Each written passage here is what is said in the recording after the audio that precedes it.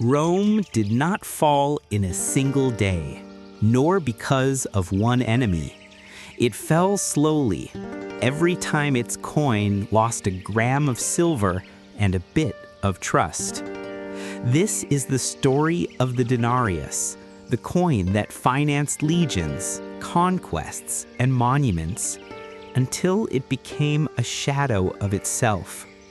Today, we will understand how a currency collapses, why people stop believing in it, and what lessons remain from an empire that spent more than it could sustain.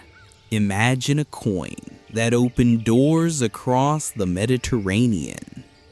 For centuries, the denarius was a symbol of safe payment, stable wages, predictable taxes. But it was also a political tool, a silent lever to shift costs, win wars, and calm unrest. When expenses grew faster than income, Rome chose a shortcut: reduce the silver in its coins. That shortcut had a price: inflation, disorder, and the slow erosion of legitimacy. Roman money combined precious metal and state authority. The silver of the denarius was not decoration, it was a promise. The state declared in metal how much its word was worth. Its value rested on 3 pillars: tax revenue from provinces, ports, and tributes; military spending for legions, fortifications, logistics; and trust, the expectation that tomorrow the coin will buy the same as today. As long as these pillars aligned, the system worked. When they fell out of balance, the denarius stopped being an anchor and became a burden, dragging the economy down. An empire is expensive to patrol, to feed, to administer. Every frontier meant more roads, more grain for the troops, more pay for officers, and gifts to maintain loyalty. The structural cost of empire grew as fast as its borders, and when spending exceeds revenue, a state has 3 options: raise taxes, borrow, or mint. Rome did all 3, but the fastest was adulteration.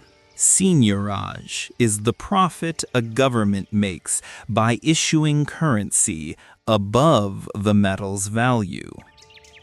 Reduce the silver, keep the same face value, and you create resources today at the cost of inflation tomorrow.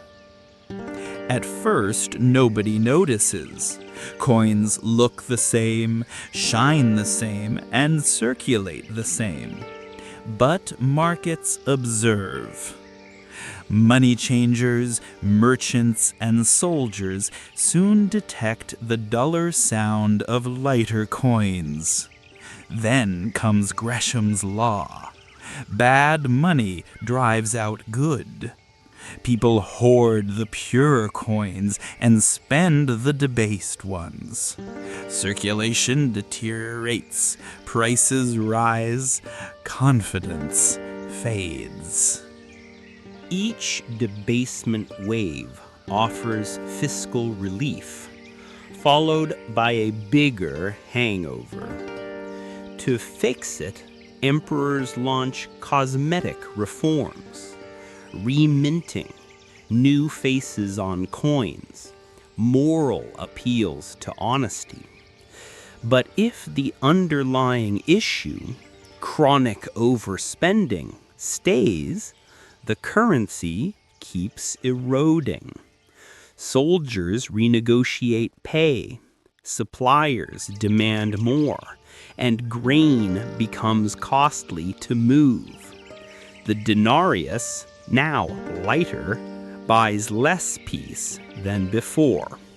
One day, the average citizen stops seeing the emperor on the coin and starts weighing it.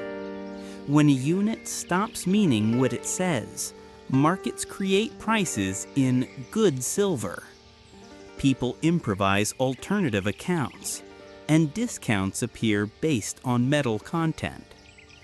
The state loses its monopoly on trust. From then on, it tries coercion, hunting speculators, fixing prices, threatening punishment. But threats don't create value. They only show that the disease is systemic. Rome needed security, borders, unity, loyalty. But security required solvency. Without solvency, security was bought with inflation. In the short term, it works. In the long term, it corrodes. Allies become transactional. Provinces negotiate obedience. Officials extract rents. The currency, once a symbol of unity, turns into a thermometer of distrust. And blaming the thermometer does not cure the fever. Faced with uncertainty, the market finds refuges: raw metal or old coins of higher purity, sophisticated barter, grain for services, textiles for transport, private units of account, contracts priced in good silver. The state can force acceptance, but it cannot force belief. Trust cannot be decreed. It must be earned. In crisis, rulers attempt price fixing and anti-speculation edicts. It is understandable to comb streets, to project authority. But if the cause is monetary and fiscal, controlling symptoms breeds shortages. Sellers prefer not to sell than to sell at a loss. Queues appear, black markets thrive, corruption spreads. The official price becomes theater. The real price becomes a whisper. Every state faces a trilemma: taxation, politically costly; debt, limited by credibility; issuance, easy today, painful tomorrow.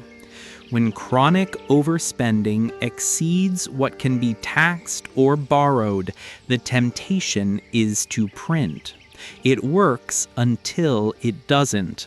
Money holds as long as society believes the future backs the present. Once that belief breaks, not even an army can force value to stay.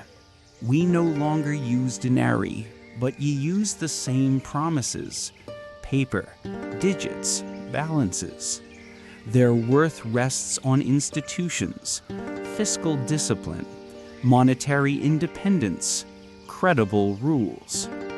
If those institutions bend to solve every problem with printing, money forgets its memory, and prices remember what the bill forgets. History doesn't repeat exactly, but it rhymes. When politics funds itself through impatience, the economy answers with inflation. The Denarius teaches that money is condensed trust. Rome mastered the art of building it and of spending it. Real wealth is not the metal itself, but the credibility behind it. Any society that wants to endure must spend wisely, tax fairly, and issue prudently.